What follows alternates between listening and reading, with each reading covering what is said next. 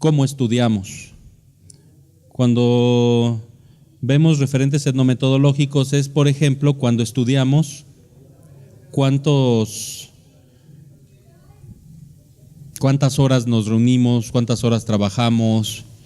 Estudiamos, por ejemplo, a Louis Pasteur en su fase no de lo que descubrió de sus investigaciones, sino de lo que él hacía. Él tenía que pasar el 95% de su tiempo buscando recursos en diferentes instituciones, en el gobierno, en su universidad, en sus institutos, buscando dinero para hacer sus investigaciones. Entonces, lo que nosotros vemos a veces como producto de un muy sofisticado proceso de investigación, con Pasteur, con los Curie, con Carl Jung, por ejemplo, ¿no? Es solo una partecita del tiempo que ellos en realidad dedicaban a la investigación. La mayoría de los grandes investigadores que nosotros conocemos tuvieron una actividad de gestión de recursos muy grande, entonces dedicaban más tiempo a buscar los recursos que a las propias investigaciones.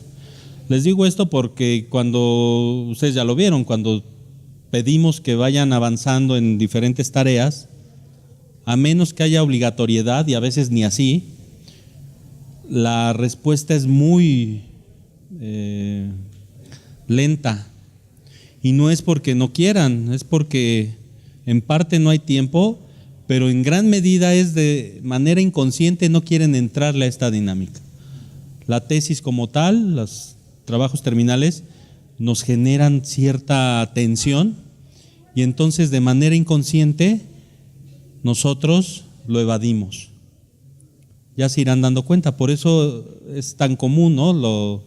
Todos los elementos, toda la parafernalia que rodea el hacer una tesis, la angustia, la tensión.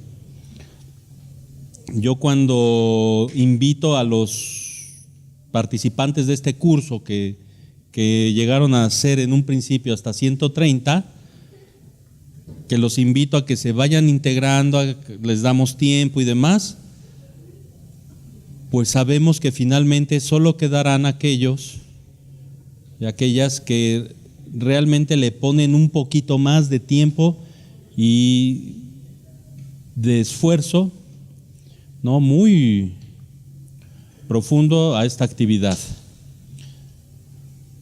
Entonces, pues yo creo que ya vamos empezando. Seguramente se irán integrando algunos de ustedes, de los que nos faltan, y para continuar con el curso y garantizar que lo terminemos en este trimestre.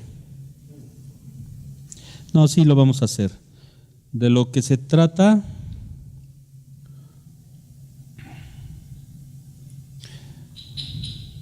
entonces vamos iniciando. De lo que se trata es de cubrir estos temas. Estamos entrando al capítulo 4, la parte 4, el marco teórico. Después de un ejercicio muy interesante en el cual ustedes ya empezaron a vaciar, a desarrollar su idea, su acercamiento a la realidad con algunos elementos técnicos que hemos conocido acá. Si prendemos la luz de hasta atrás, Marquito, nada más, porque así.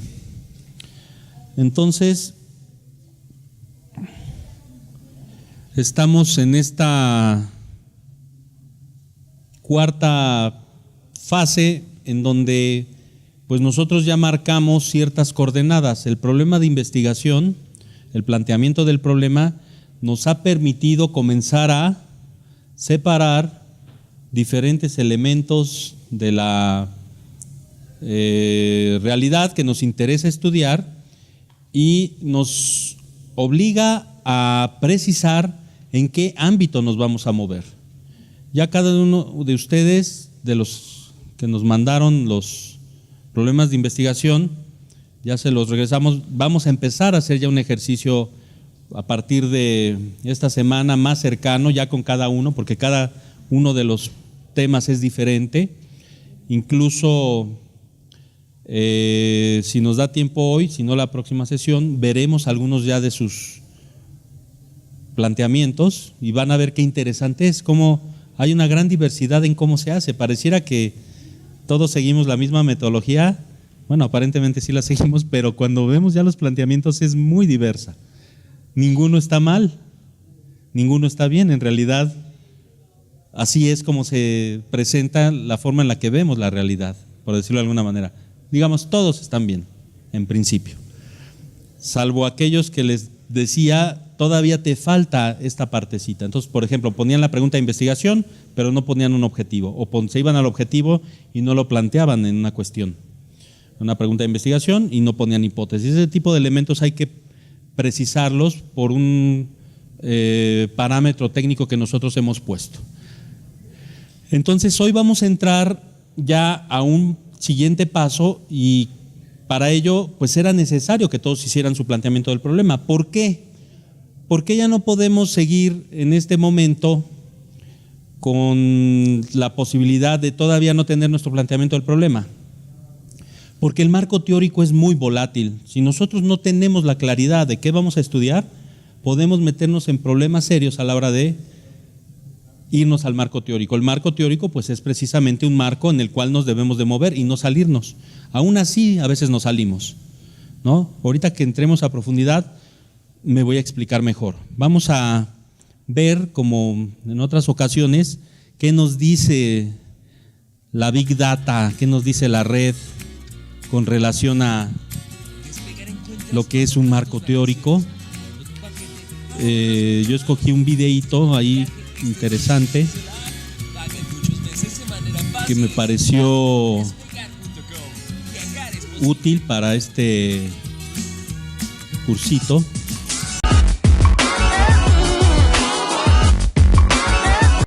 Hola, ¿cómo están mis queridos educandos? En esta ocasión les traigo un nuevo tutorial en donde les explico cómo elaborar el marco teórico. Recuerden que el marco teórico se puede utilizar para un proyecto de investigación o como capítulo 1 para la tesis. Así que comenzamos. El marco teórico no es otra cosa más que una serie de conceptos y teorías que van a ser precisamente la base de nuestros argumentos para desarrollar nuestra tesis. Para realizar el marco teórico de forma adecuada es importante previamente realizar una revisión bibliográfica o una revisión de la literatura, es decir, todo lo que hay escrito sobre el tema.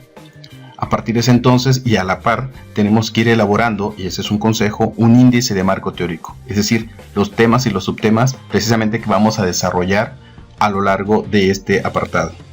Los conceptos y las teorías que vamos a ocupar dentro del marco teórico o que vamos a investigar en el marco teórico, a definir, a desarrollar, tiene que estar en función del título o el tema de trabajo.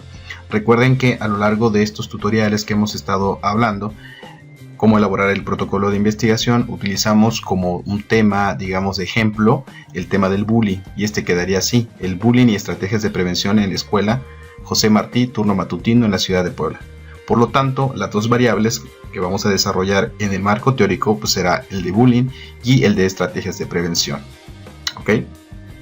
Una vez que tenemos claro las variables que vamos a investigar y desarrollar en nuestro marco teórico, bueno, vamos a hacer un índice precisamente de este marco teórico. Recuerden algo muy importante. A veces en el caso de los proyectos de investigación nos piden elaborar un marco teórico, aunque también en las tesis como capítulo 1 pues también es elaborar el marco teórico. Entonces les puede servir de las dos formas.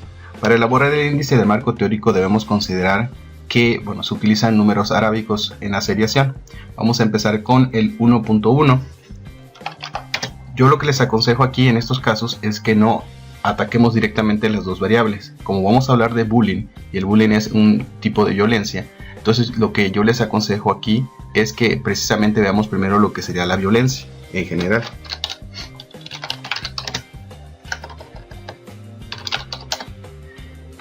Después, en el caso de la violencia, pues hay que definirla. Entonces podemos poner de esta forma: definición.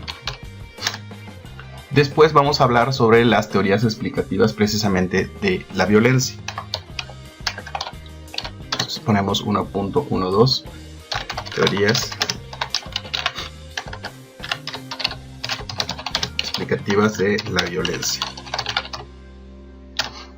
Y dentro de las teorías explicativas de la violencia vamos a investigar, precisamente para eso es importante la revisión de la literatura, revisar los índices, sobre todo de los artículos, de los libros que hablen sobre este tema. Bueno, nos va a dar pauta para desarrollar o elaborar precisamente estos subtemas.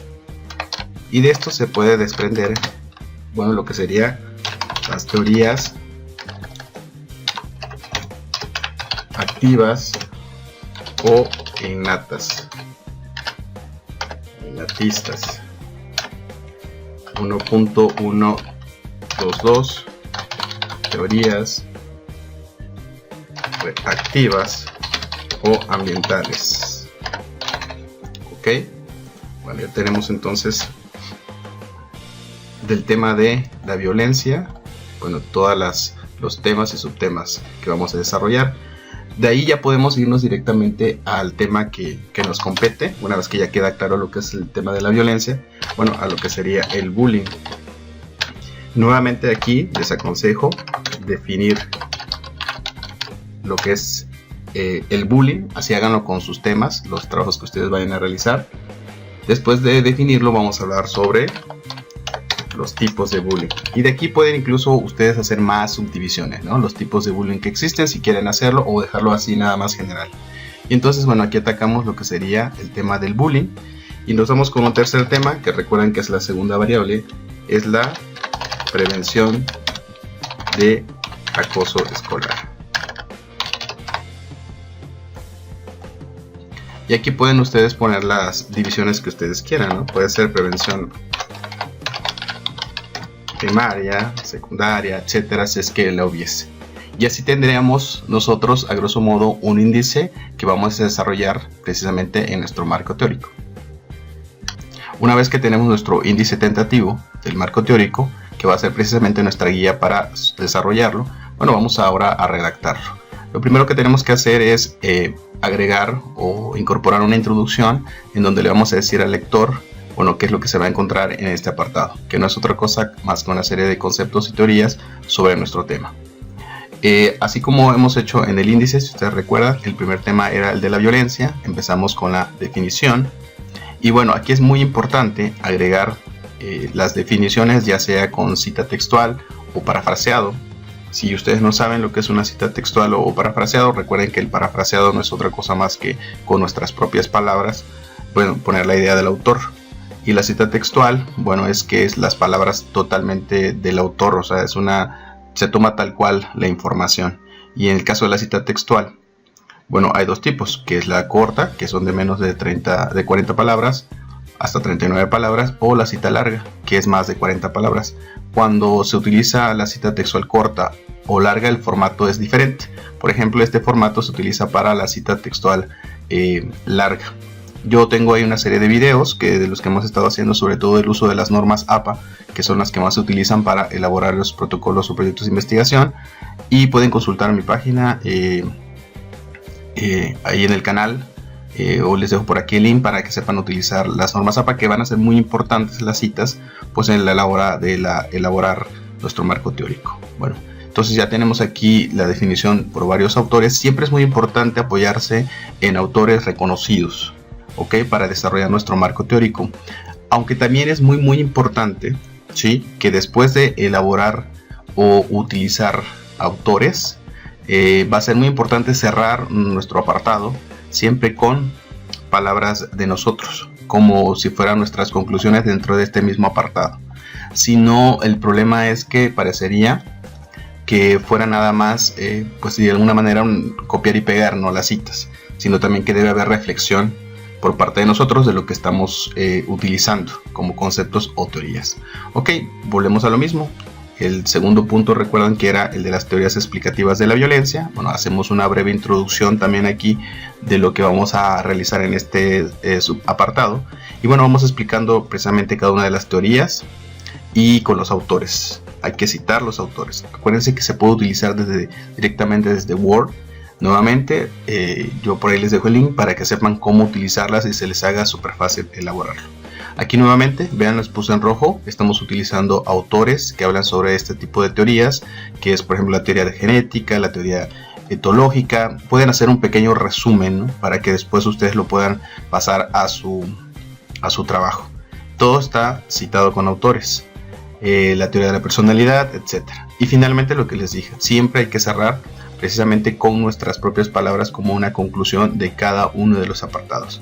Y así nos podemos ir con cada uno de ellos. Si ustedes se dan cuenta, las teorías reactivas, igual autores, ¿no?, que están en rojo, vean, y finalmente cerramos con una conclusión que nosotros vayamos a hacer. Es muy importante, si estás hablando de teorías, señalar cuál es la teoría que tú vas a ocupar y por qué vas a ocuparla. Normalmente lo que hay que poner es que es la que más se adecua a nuestra población de estudio, a nuestro objeto de estudio, y entonces, bueno, siempre es importante hacer la aclaración en nuestro trabajo, ¿ok? En este caso yo lo que puse aquí fue que vamos a hacer un trabajo, va a estar basado en nuestro trabajo en un enfoque ecológico.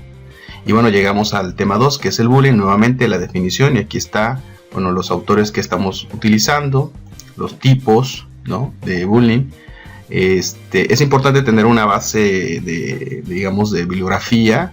No sé, pueden ser al menos aproximadamente unas 10, 12 bibliografías, por ahí unos 8 libros, unos 4 artículos, unas 2 o 3 páginas de internet. No hay que abusar de las páginas de internet, más o menos para balancearlo, ¿no?, en este caso. Entonces aquí vemos los diferentes tipos: la agresión física directa, la agresión verbal, etcétera. Es decir, agotar todos los tipos o aspectos que estemos desarrollando en el trabajo. Y casi siempre hay que utilizar autores que hablen o que sean especialistas en cada uno de los puntos. Vean, nada más se hace un solo párrafo. También no se puedan o no se tengan que extender tanto, ¿no?, en ese sentido. Y finalmente tenemos lo de la prevención de acoso escolar, que también otra vez a partir de los autores, etcétera. Y finalmente vamos a cerrar con nuestras propias, por ejemplo, palabras, ¿no? Vamos a ir cerrando este apartado. Y así es como podemos desarrollar precisamente nuestro marco teórico. ¿Ok? Eso sería todo, mis queridos educandos. Espero les haya sido de mucha utilidad. No olviden de suscribirse, darle like, compartir el video y dejar todas sus dudas que tengan en sus comentarios. Hasta la próxima.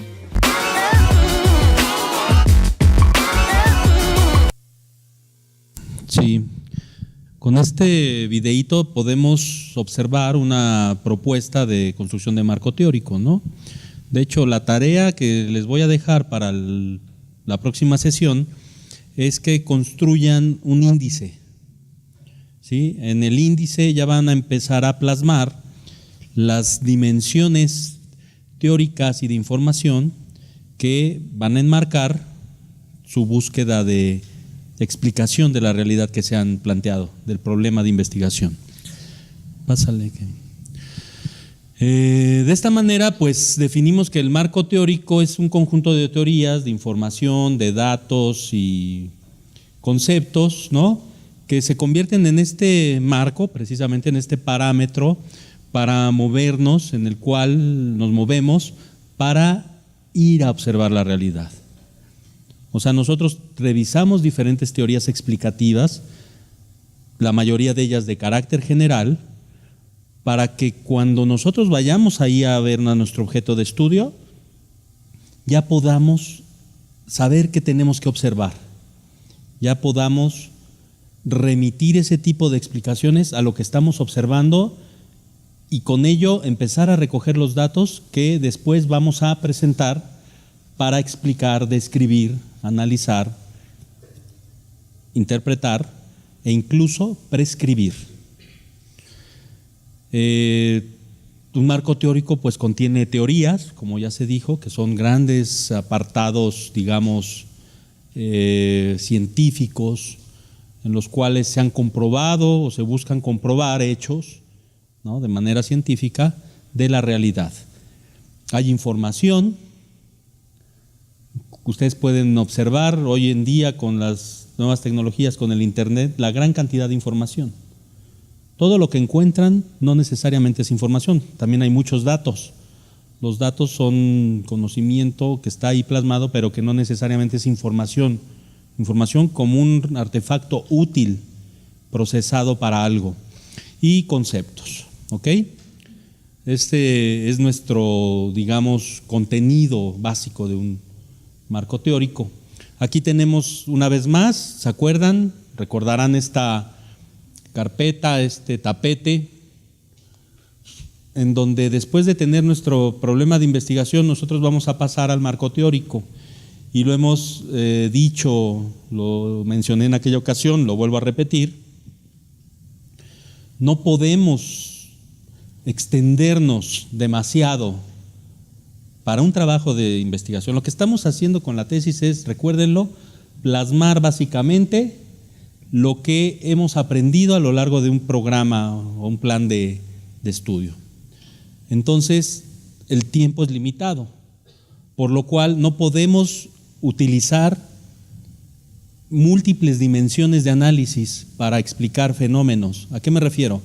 Si quieren explicar la violencia, pueden tener diferentes posibilidades, desde el poder, desde el surgimiento evolutivo del hombre, el referente económico, la cultura. Podrían hacerlo desde diferentes ámbitos y es interesante y puede ser útil, pero ustedes tienen que elegir uno solo, pues va a ser el poder. Y dentro del poder, ¿qué del poder? Pues la dominación, ¿no?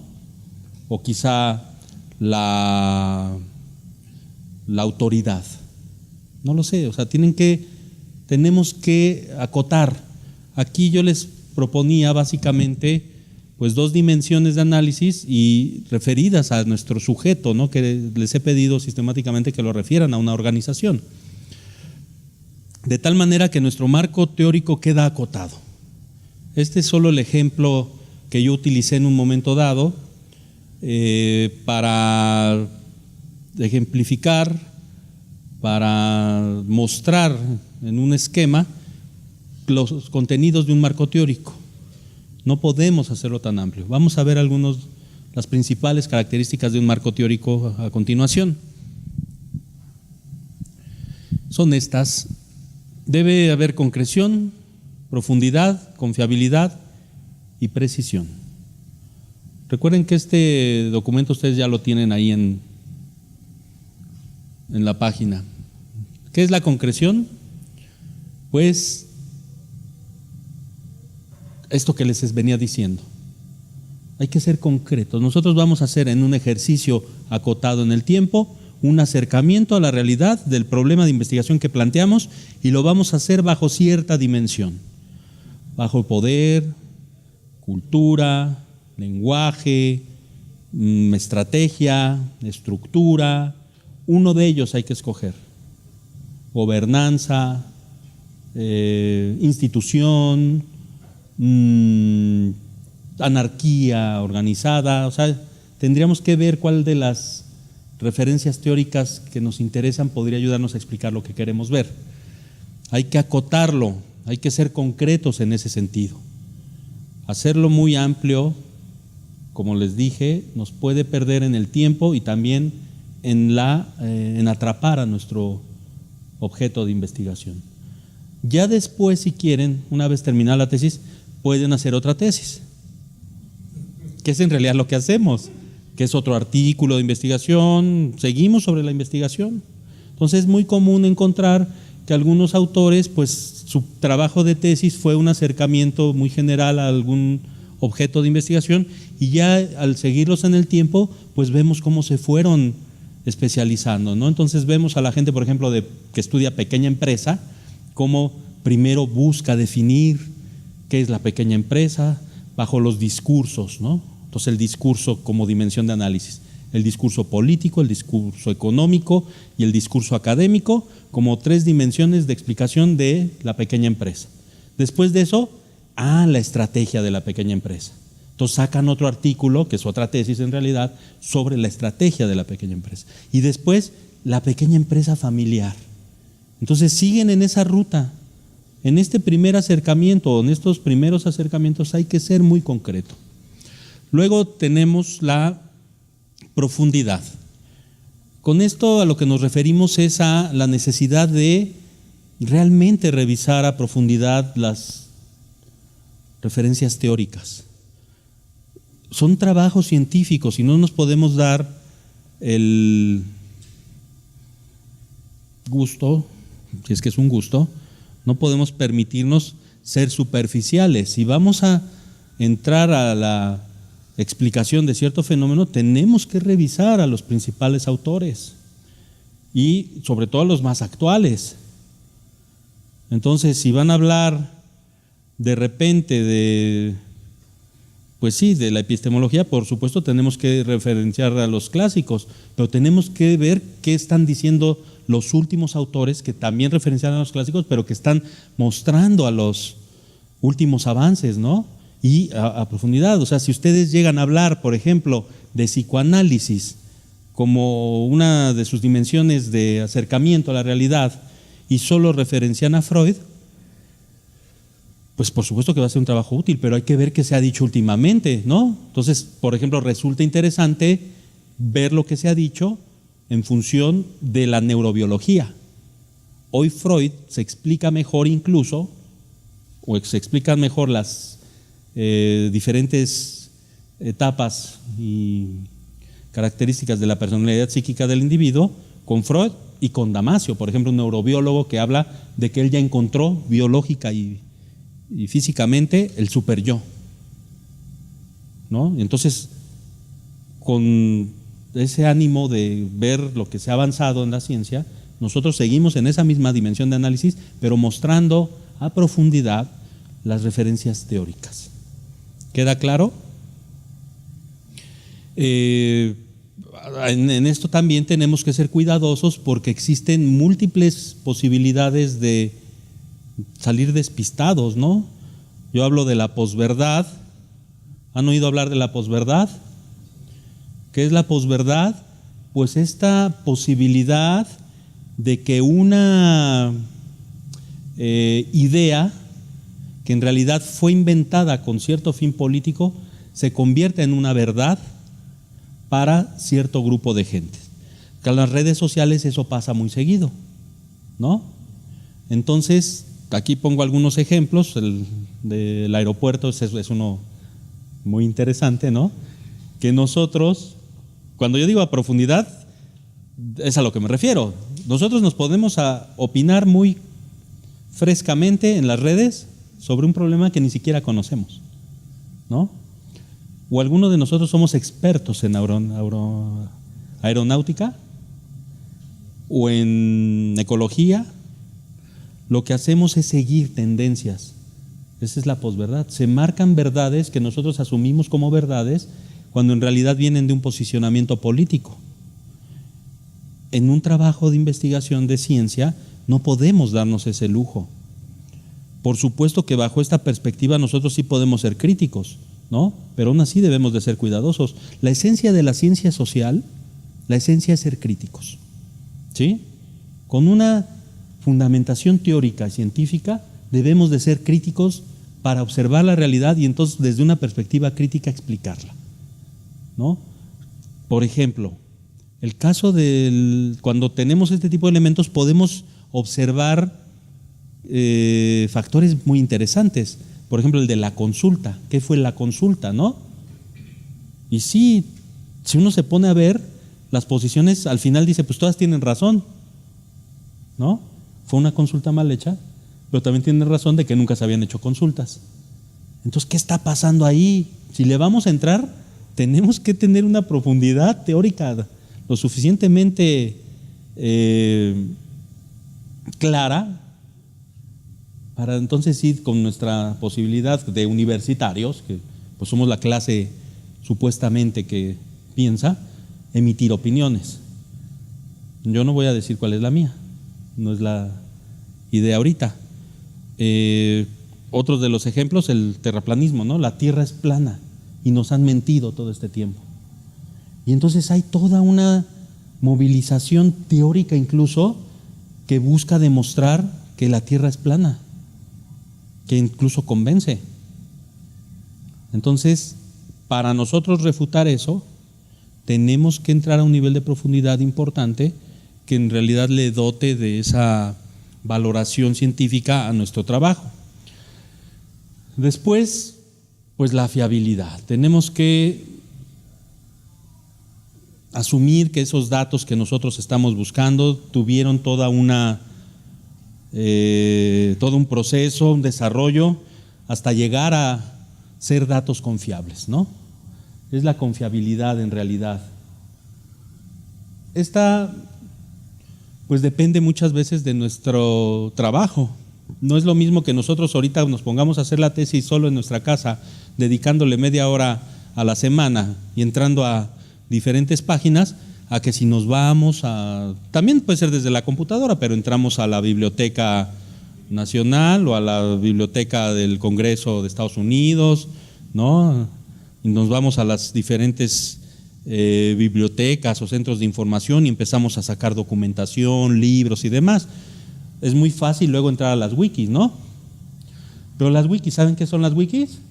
Pues son aportaciones que cualquiera de nosotros puede hacer. Si ustedes ahorita de repente tienen algo que decir sobre el aeropuerto de Santa Lucía, se hacen una ficha, ¿no?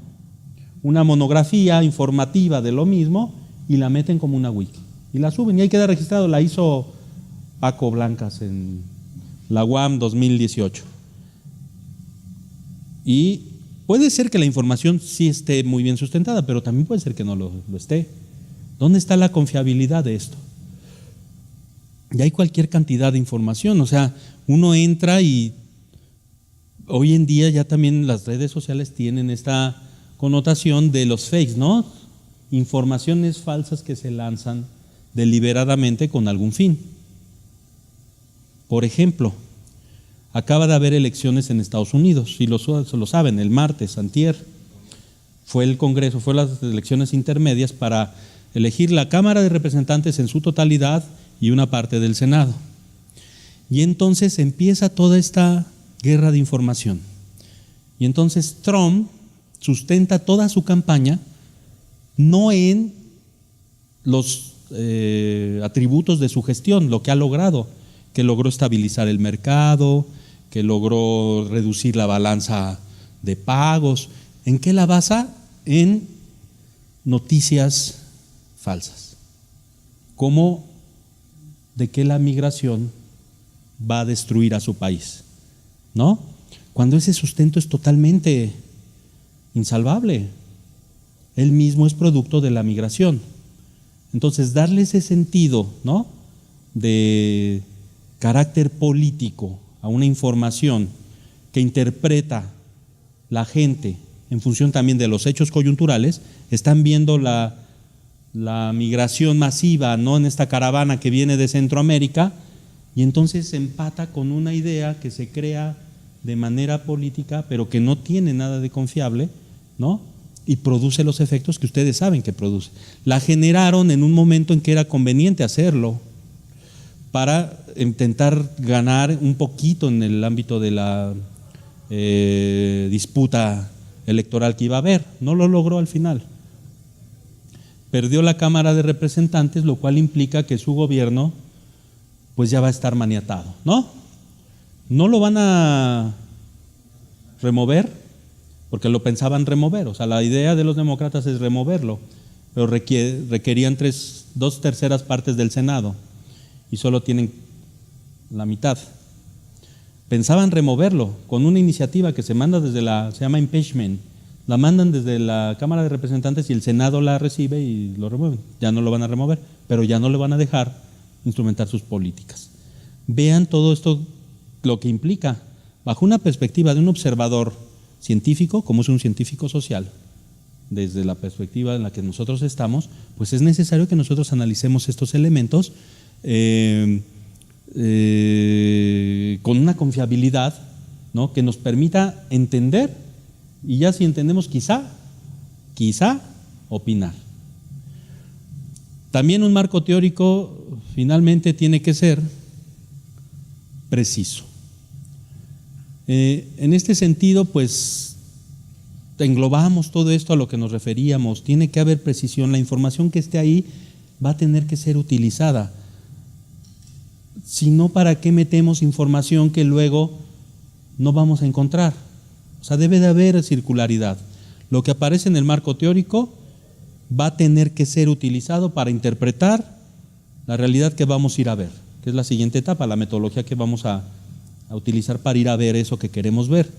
Y entonces, si de repente yo llego y estoy leyendo una tesis y veo que se habla a profundidad sobre el principio de realidad de la Escuela de Frankfurt, y llego y en el siguiente apartado de la tesis observo el caso práctico y la metodología y nunca veo la referencia de por qué se habló del principio de realidad, pues hay un chipote, ¿no? ¿Qué pasó ahí? Pues es que a mí me interesaba mucho hablar de eso. Eso nos pasa mucho, o sea, hay temas que nos interesan mucho y les metemos una gran cantidad de información. ¿Por qué? Porque nos apasionan. Pero en realidad no lo vamos a utilizar tan profundamente después. O ni siquiera se utiliza. Eso nos pasó un poquito en los planteamientos del problema. De repente se fueron con la idea y parecía que ya estaban desarrollando el marco teórico. Entonces, por eso les decía 2 paginitas, no más. Si hicieron más de 2 páginas fue que ya no hubo precisión. ¿Por qué? Porque eso lo van a poder meter en el marco teórico. En el planteamiento del problema solo se habla en lo general de qué vamos a ir a hacer. Y en esta etapa entra algo que es fundamental que ustedes conozcan y que manejen a la perfección, que es el ámbito de las normas. Las normas para hacer un documento científico. Ahorita las vamos a ver. Y es súper sencillo, pero hay que respetarlas. ¿Cuándo y cómo se cita? ¿No? ¿De qué tamaño deben ser los documentos? Los márgenes, el tipo de letras. Eso es importantísimo. Hasta el tipo de letra. Cuando ustedes lo saben, si no se los comento, cuando uno va a mandar un trabajo, sabe que lo tiene que mandar con estos elementos. Tiene que haber homogeneidad y así llegan. Y si no llegan, es un elemento a observar para regresar en dictámenes estos documentos, que tiene que ser en Times New Roman 12, con un espaciado de 2 puntos, con la norma de referenciación APA o Harvard. ¿Qué significa eso? Todo eso lo vamos a ver. A eso se refiere la precisión. A ver, le pasamos. En este ámbito, pues vamos a observar ya algunas de estas cuestiones normativas, ¿no? Que son básicamente técnicas, cuestiones técnicas de precisión. Vamos a ir entrando a cada una. Si le das allá hasta abajo dile sí, para irlas observando. Ya ustedes tienen entonces en el documento esta página, solo hay que entrar ahí, bajamos y aquí vienen las explicaciones. Vamos a verlas rápidamente para cerrar este día de hoy con la revisión de algunas tesis. Vamos a ver algunas tesis en donde ustedes ya vean índices de cómo con un cierto título, ¿no?, el marco teórico acota la información en la que van a ir a buscar, desarrollar y describir lo que ese título dice. Entonces entramos primero a los márgenes y formato del documento. Esta es una cuestión técnica, pero fundamental que ustedes deben de manejar. De hecho, esto ya lo deberían de manejar ustedes. ¿Ya lo manejan? En cada una de sus entregas que debieron de haber hecho en sus clases de licenciatura o de maestría, ya deberían de haber conocido esto. Y ahí está, ¿no? Les pongo la norma de la Asociación de Psicología porque es la que más se usa, ¿sí? Esa es la más común para las ciencias sociales. Pueden usar alguna otra, pero esta es la que más se usa. Por eso se las pongo y por eso les pido que lo que vamos a desarrollar aquí nos sujete, ¿no? O nos sujetemos a esto. Y entonces ahí está, que las hojas son tamaño carta, ahí están las medidas exactas. Lo interesante es que ya incluso sin darnos cuenta, o ya se habían dado cuenta, es que cuando nosotros abrimos un documento de Word, ya las tiene. Y suele ser que tiene esos márgenes, que tiene la hoja tamaño carta y que tiene la Times New Roman, ¿no? Tu compu no, porque se lo cambiaste. Pero el Word original así lo trae. Seguramente tú ya le cambiaste a Arial 12. ¿Sí? Bueno, también el Arial se usa mucho, pero APA te dice Times New Roman. Y ahí está, mira, 12 puntos y alineado a la izquierda. Entonces a veces uno ve esos documentos que son muy raros, uno suele por su lógica justificar siempre, ¿no? Entonces cuando ustedes ven un trabajo así y no saben que es una normativa APA, piensan que el que lo mandó es inexperto, ¿no? Está normado. La numeración, bueno, ahí está, las abreviaciones, ¿no? Para el capítulo, edición, todos esos elementos, espérate, todavía no, Kevin. Todos estos elementos que se utilizan sistemáticamente. Por ejemplo, el de la página, que es bien importante cuando uno cita una revista. Tiene que poner siempre las páginas. Ahorita que veamos la forma en la que se cita, lo vamos a observar. Si ustedes veían sistemáticamente ese PP, decían que es como que PP, ¿es padre putativo o qué? O espérate, permíteme. A ver, vamos a otro. Pasamos a la siguiente dimensión, que es, bueno, esa sigue siendo la de puntuación y abreviaciones, es la siguiente. Hasta abajo, vámonos a construcción de tablas y figuras. Esto es muy importante porque en muchas de nuestras investigaciones nosotros referenciamos, ¿no? Y es muy útil, información en tablas. Las tablas nos permiten, por ejemplo, no tener que meter a un marco teórico la gran cantidad de teorías o información que ustedes de repente por su pasión al arte revisaron, ¿no? En lo que llamamos estado del arte y que es una revisión de todo lo que existe, pues vemos que hay una gran cantidad de teorías interesantes. Por ejemplo, en poder, pues hay cualquier cantidad de referencias. Una forma de salvar, no meter a todos, es metiendo tablas, pero también las tablas tienen que ser diseñadas en un formato que sea estándar. ¿Y qué es esto? Básicamente, ¿cómo se cita, no? La nota fundamental que yo les muestro como lo más importante es cómo y quién diseñó esa tabla. Entonces está la tabla con base en tal o cuales autores, en tal autor. Y entonces hay que referenciar al autor y hay que referenciar, si está muy especificada, el número de página de donde estamos sacando esa información. Es muy atrevido y vaya, no se ve bien cuando uno ve una tabla así súper compleja con múltiples autores y hasta abajo dice elaboración propia.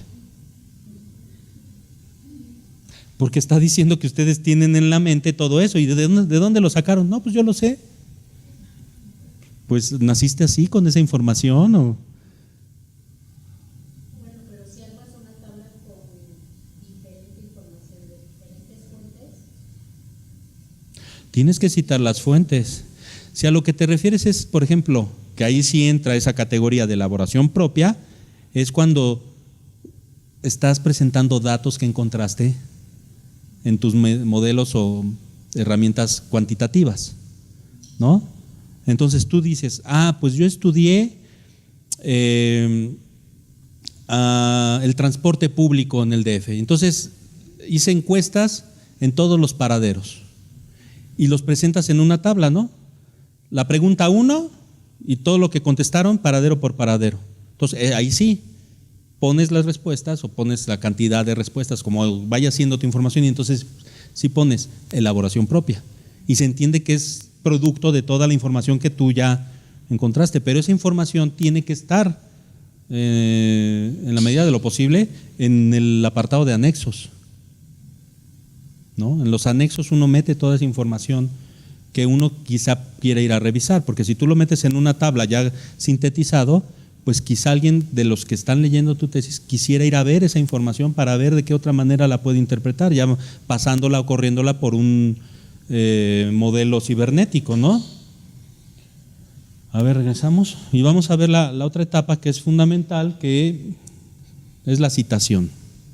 Ahí es donde a veces tenemos problemitas, ¿no?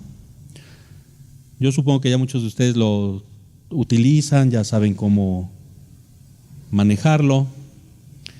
Y principalmente con información que buscamos en internet, luego no sabemos cómo referenciarla. Pero bueno, básicamente la cita de libros está sustentada en este formato, ¿no? La referencia, ahí está. Esta es la referencia básica bibliográfica y lo que nos decía el videíto, ¿no?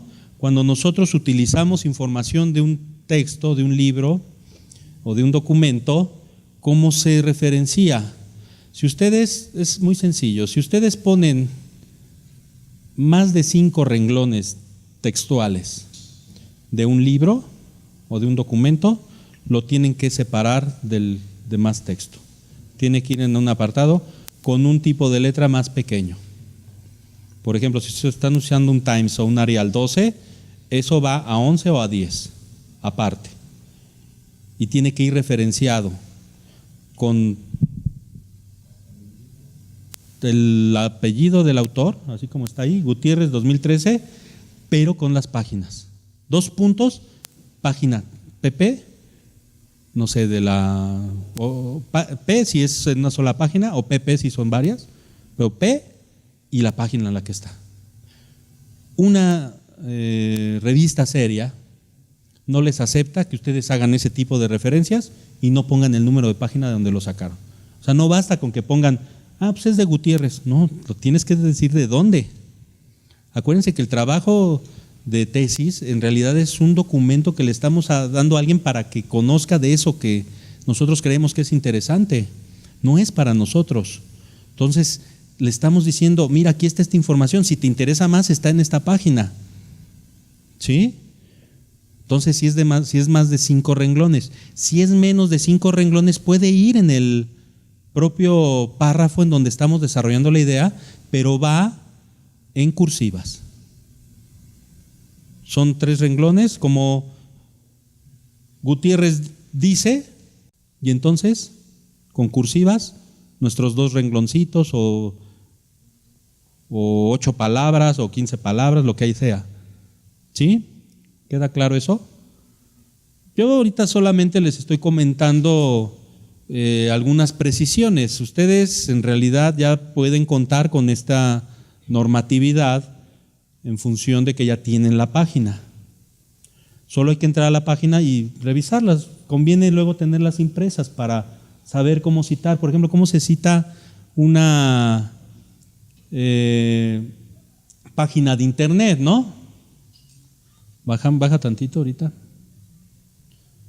Ahí, ¿cómo hacer referencias a una wiki? No, a unas páginas web.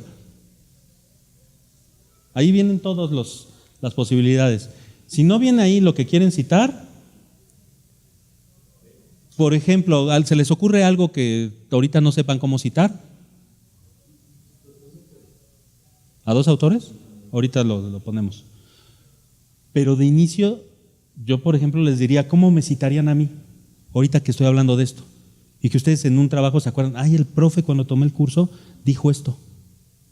¿Alguien sabe? Porque sí lo pueden hacer. Por ejemplo, ustedes van a una conferencia de López Obrador en el Toreo de 4 Caminos, que ya no existe, no sé. Van a una conferencia, entonces dice algo importante que ustedes consideran que es importante, pero nadie lo registró. No hay una revista, no hay una publicación. ¿Cómo lo citan? A veces es interesante, ¿no? Digo, también me podrán decir, bueno, ¿cómo cito a mi tío Eusebio, que es muy sabio y siempre dice cosas? Bueno, ahí está más complicado. Pero lo que sí pueden citar es... Ajá. Sí. Cuando lo ponen en una nota, pues está la nota y tú la puedes usar en tu trabajo. Pero ahí la nota, pues está, digamos, autentificando el dicho de alguien, ¿no? El tal Fabidú dijo y ponen, ¿no? Entre comillas lo que dijo, hasta le ponen SIC, ¿no? Que significa que es textual. Pone lo que dice. Pero si ustedes están en un trabajo de tesis científico, ¿cómo citan a un profesor? Pues se cita al pie de página diciendo eso. Citando, por ejemplo, Lozano 2018, conferencia. los cursos, elabora una tesis, pero va al pie de página y no va en una referencia bibliográfica ni de fuente hasta atrás, va solo al pie de página. Vamos a ver primero cómo se cita una cuestión de internet, ¿no? ¿Es esta? Ahí están, miren, algunos de los ejemplos. Hay que poner la institución que lo refiere, en qué año lo refirió. Aquí es muy importante copiar la página. O sea, hay que poner el nombre de la página y el link. Es fundamental. En el caso de las wiki o de informaciones, por ejemplo, de carácter noticioso, hay que poner el día y la hora. Si ustedes no lo ponen, corren el riesgo de ser demandados, ¿eh? ¿Por qué? No, de consulta. Porque luego cambian las notas. Entonces ustedes dicen, no, yo lo encontré en la nota de la jornada, pero la jornada digital, no la impresa, el lunes. Y entonces dicen, a ver, y van y buscan, no está. No, pero es que sí estaba. Pues ya no está. Entonces ya con la hora y demás hay un registro. Pero a ver, ¿a qué hora y qué día? Eso sí tiene que venir. Pero bueno, en las notas que solo son de páginas referenciadas de internet, ahí está la forma en la que se cita, ¿no? Argos Medical Animation, en 2007-2009. Suele haber una idea de que lo citado de internet no tiene, ¿se acuerdan? La confiabilidad y la precisión de la que hablábamos. Esa es una idea todavía un tanto, ¿cómo decirlo? Escolástica. O sea, ya empieza a ceder un poco la tradición en ciencia de permitir, de asumir que sí podemos encontrar información confiable en la red. Hasta hace muy poco tiempo el CONACYT no te aceptaba artículos o libros electrónicos. ¿No? No, nosotros no podemos aceptar eso, es un formato todavía muy precario, cuando en realidad lo que había que revisar no era si estaba físico o digital, sino si la información era valiosa, ¿no?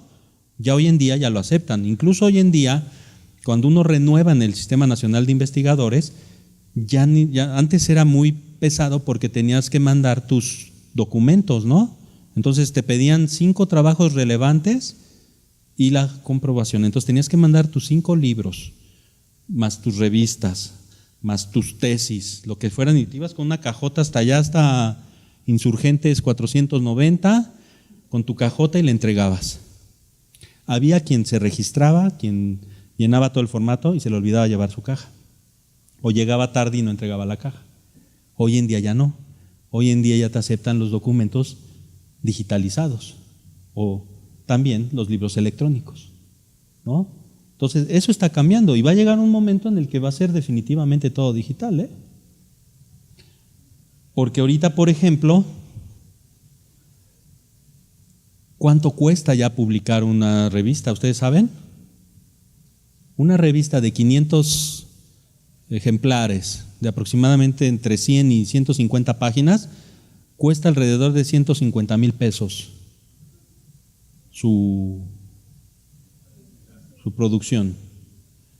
¿Y realmente se leen? La revista del Departamento de Administración, que se llama Gestión y Estrategia, tiene en sus 25 años de vida cerca de, si no mal recuerdo, 40 números. ¿Sí? Son al menos 2 por año. Hubo años que nada más sacaron 1. Y en toda esa producción estamos hablando que debe de haber como 20,000 documentos. O sea, 20,000 documentos completos. ¿Sí? Pues en un solo año, las visitas que se han hecho a esa revista en un solo año son cerca de 45,000. En un solo año. Entonces ustedes ven el potencial de una publicación digital, ¿no? Y seguir pagando recursos para revistas que a veces ni siquiera llegan al público, que están guardadas en bodegas o ustedes cuántas revistas revisan al día. ¿Sí las revisan? Yo me refiero a revistas físicas. No, confiesen. ¿Tú sí? ¿Qué revista? ¿Forbes? ¿Así, pero física? ¿Cuánto vale la Forbes?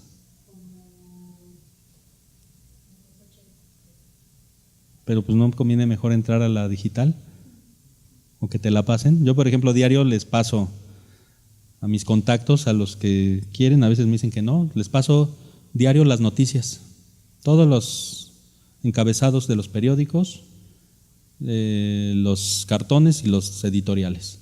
Y cada sábado les mando la Proceso, ya digital, gratis. Ya cuando no la mando me están diciendo, ¿qué pasó? Bueno, esto hablando un poco de cómo se va a desarrollar la información. Estamos en la parte de cómo se cita, ¿no? Siempre es fundamental, es importantísimo saber de qué manera técnicamente le damos precisión a un documento. Y sí existe un ritual en este ámbito de leer ciencia que si no aparece de esa manera, no te dan la seriedad que debes de tener. Y alguno dirá, pero pues, ¿qué eso qué? O sea, si mi información es lo más importante. No necesariamente. Si no sigues esos protocolos, pareciera que no tienes una metodología adecuada de cómo se presenta la información, porque lo que quieres es que la gente sepa lo que encontraste. Una vez más, eso tienen que tenerlo presente siempre. Vamos a regresarnos a ver de qué manera se citan más autores, más de uno, ¿no? Básicamente, cuando es uno o dos autores, sí aparecen sus apellidos de los dos. Siempre. Berger y Luhmann, Powell y DiMaggio, ¿no? Marsh y Olsen, Quinn y Mintzberg, que son y siempre trabajan juntos. Ahí están Stark y Hodge. No, esa es una serie de policíaca. Referencia de libros, es la primerita, Kevin. Entonces, cuando es un autor o dos autores, sí se ponen todo el tiempo. ¿Sí? Bájate. Más. Aquí está. Una vez más, ustedes más abajo. Ustedes tienen ya la referencia, ¿no? De internet. A ver, más arriba. Estaba la tablita.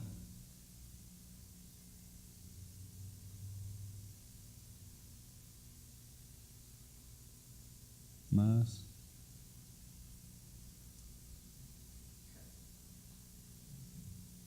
Ahí está. Sube ahí. Entonces ahí está, miren, un trabajo hecho por un autor.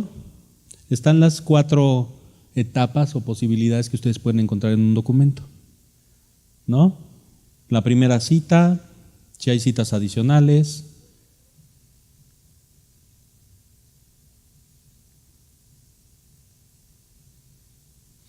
Uno y dos autores, todo el tiempo es lo mismo. Cuando ya son 3 autores, la primera cita sí se ponen los 3, pero la segunda ya se pone et al, que significa y otros, ¿no? Lozano y otros. Suele ser común que haya ese tipo de citas y que uno, por ejemplo, esté con alguien más y entonces somos 4 autores. Y cuando nosotros citamos nuestros textos, nosotros nos ponemos a nosotros et al, y el otro que también está en ese texto se pone a sí mismo. ¿Cómo se resuelve eso? Sí hay una norma. ¿Cuál es? Cuando se publica el libro, el que aparece primero es el principal autor. Entonces, si ustedes por buena gente dicen, no, pues no importa, pongámoslo por orden alfabético. No, porque las referencias cuando son valoradas, por ejemplo, por evaluadores, por CONACYT, sí te ponen qué número de autor fuiste. El primero, el segundo, no te dicen, ¿fue por orden alfabético? No, así no aparece. Por eso a veces ustedes verán que en estas presentaciones no aparecen por orden alfabético. El primer autor es el primer autor. Y los demás son et al. ¿Qué pasó, Paco? ¿Ibas a comentar algo? Sí, tú fuiste el tercer autor y tú hiciste la tesis, ¿no? siempre va a aparecer ella. Y entonces dices, pero yo hice la tesis. Pues sí. Ahí están más de 2 autores. Sí, ahí está la tablita. No tiene caso que la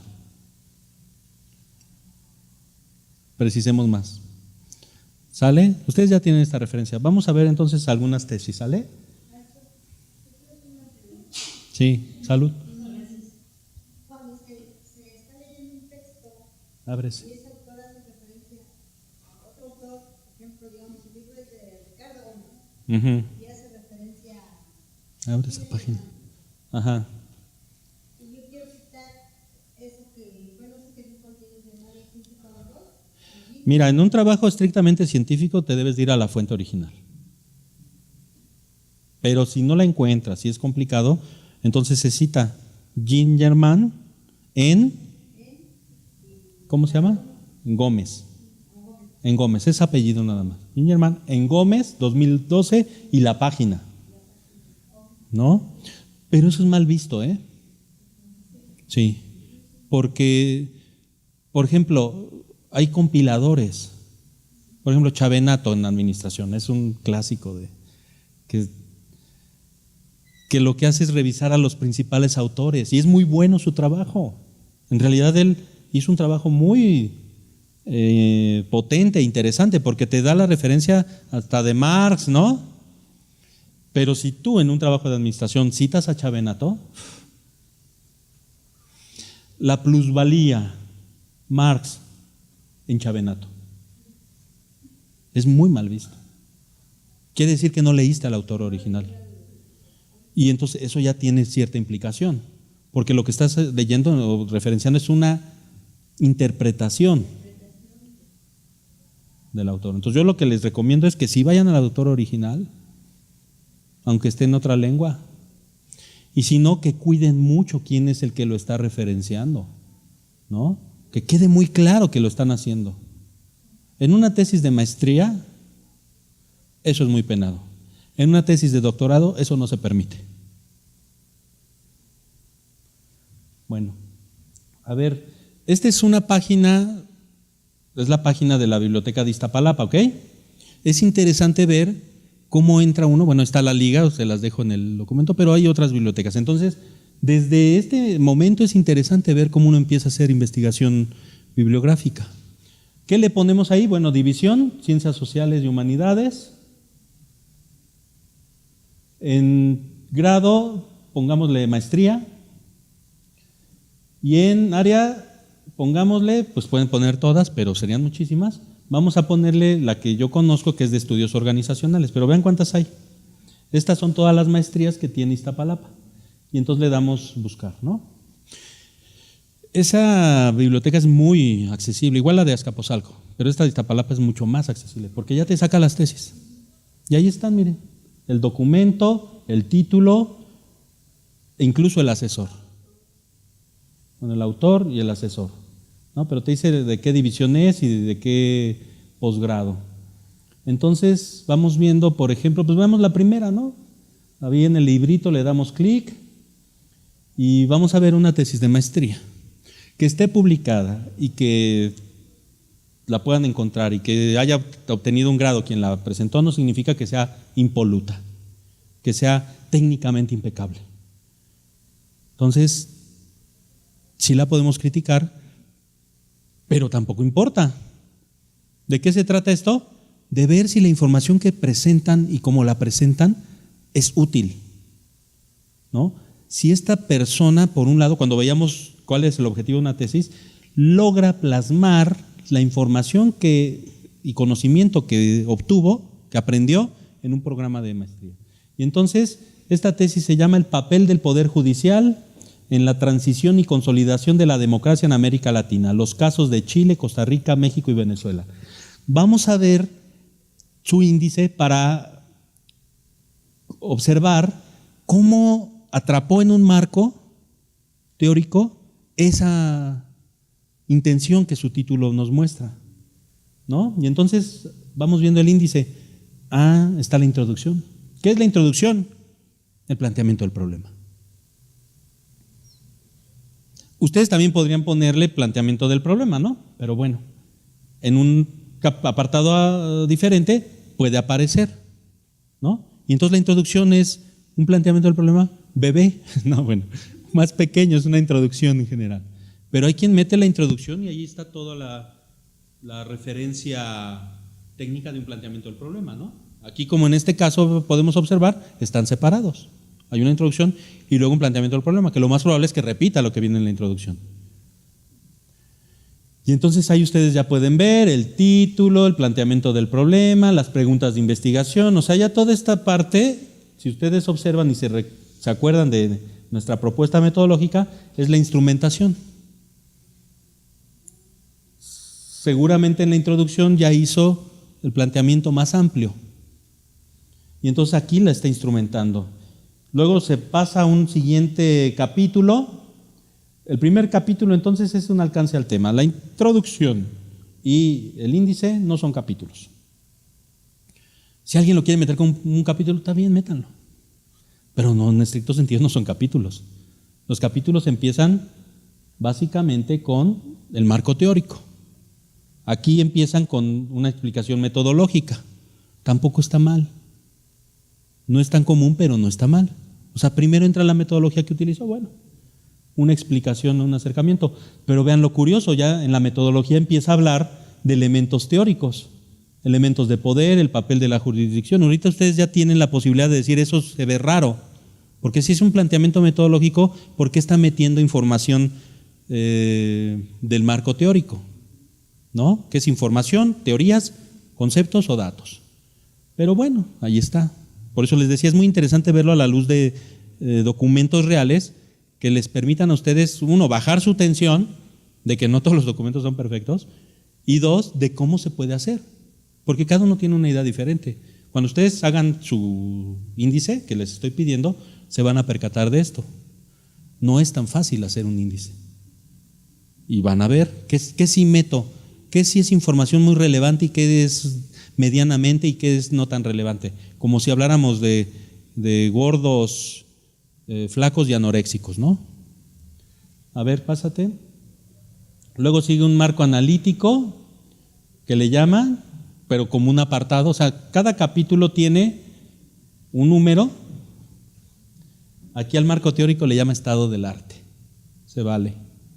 Pero el estado del arte es un paso, simplemente es un proceso que uno revisa para meter un marco teórico. ¿Se acuerdan? El capítulo entonces tiene un número y luego siguen los apartados. También en las normas APA les muestran de qué manera se ponen las viñetas, ¿no? Números y viñetas. Si van primero los romanos, luego los arábigos, luego las letras, luego los símbolos, ¿de qué manera se hace? Sí hay cierto orden y ahí hay que ser muy cuidadosos.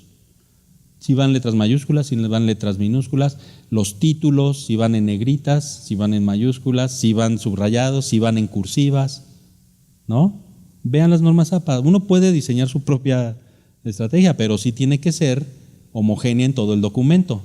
Entonces, si aparecen con negritas en mayúsculas los capítulos, todos tienen que estar con mayúsculas en negritas.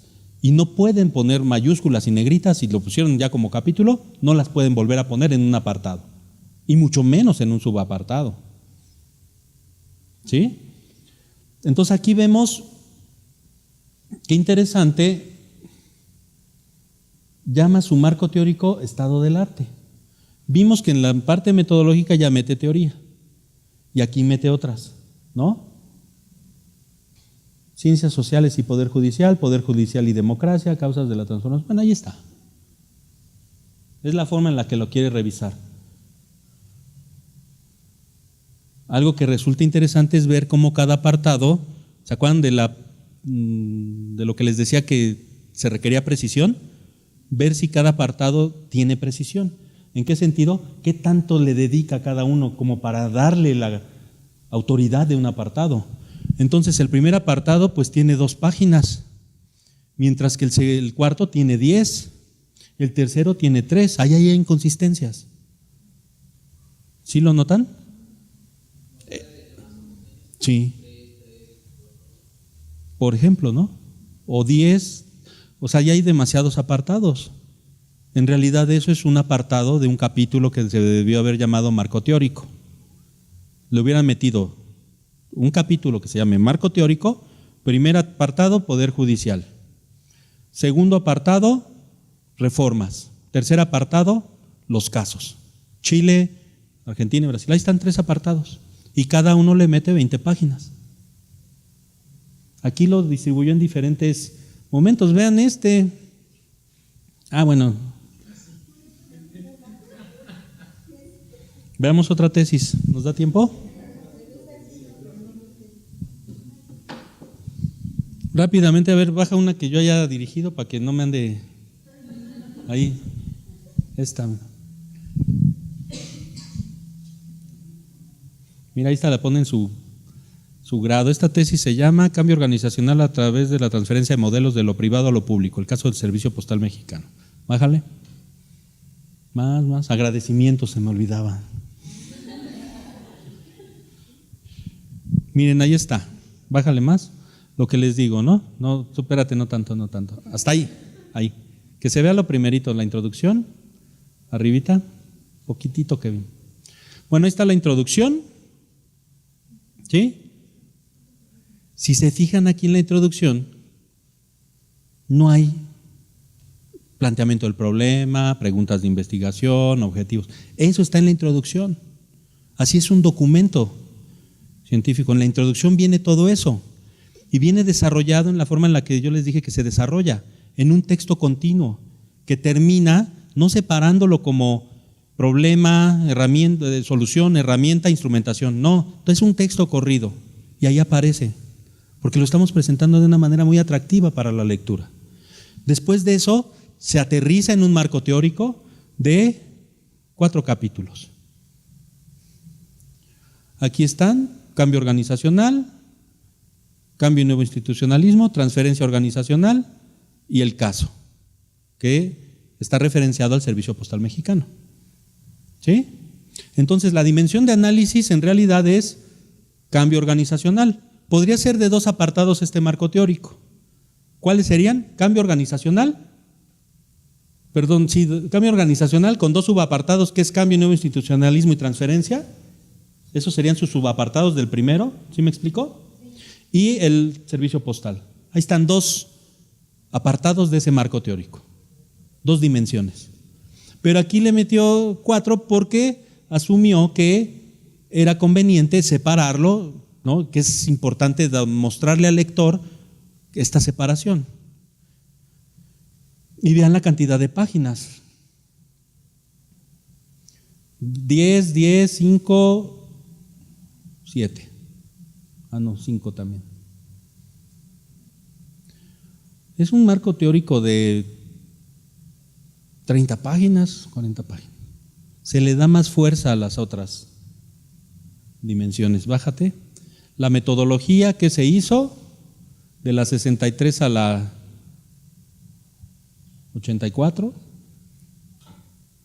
Bájate. Y miren, hay un capítulo más que es, pero esto no es marco teórico. Este es el caso. Es lo que ya encontró. Con la teoría que obtuvo, se fue al caso y entonces en cada uno de estos apartados muestra su explicación de lo que fue encontrando con la teoría que él utiliza para describir y analizar. ¿Lo vieron? Conclusiones, bibliografía y anexos. Un trabajo de 163 páginas, bueno, más porque los anexos deben de tener varias páginas, deben de ser unas 250, entre 220 y 250 páginas, una tesis de maestría. Un índice no necesariamente tiene que ser amplio y barroco. Si les gusta eso, puede serlo. Pero recuerden, uno lo que necesita ver es, cuando va a revisar un trabajo, es claridad, es precisión, es certidumbre y confiabilidad. Bueno, aquí le dejamos, ya saben, su tarea, un índice. En el índice tienen que poner las dimensiones que les van a ser útiles para explicar su problema, para atender su planteamiento del problema. En este ejercicio, paralelamente, ya necesitamos que le vayan metiendo carnita a cada contenedor. El índice son contenedores. Y entonces ya le pueden ir metiendo carnita. Y entonces vienen los otros problemas. ¿Cuánta carnita?